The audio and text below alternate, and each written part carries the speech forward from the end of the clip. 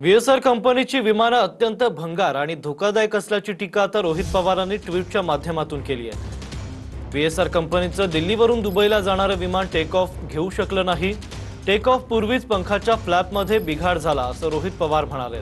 व्हीएसआरचं VT-VRR हे विमान ground का करण्यात आलं नाही असा सवालही आता त्यांनी विचारला आहे।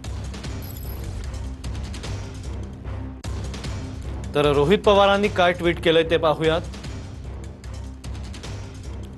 व्हीएसआर कंपनीची विमानं अत्यंत भंगार आणि धोकादायक असल्याचं मी पुराव्यासकट सांगत आलोय। आता तीच बाब पुन्हा एकदा सिद्ध झाली असून व्हीएसआर कंपनीचं VT-VRR हे विमान दिल्लीवरून दुबईला जाणार होतं, परंतु टेक ऑफ पूर्वीच पंखाच्या फ्लॅपमध्ये बिघाड झाल्यानं विमान टेक ऑफ करू शकलं नाही।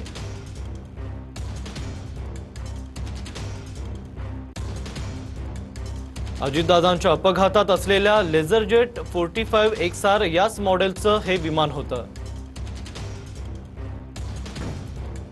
अजितदादांच्या अपघातानंतर व्हीएसआरची 4 लेझरजेट विमानं ग्राउंड करण्यात आली।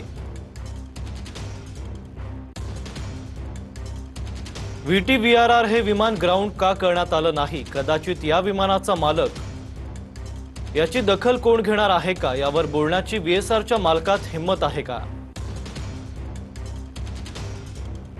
असा सवाल आता रोहित पवारांनी विचारला आहे।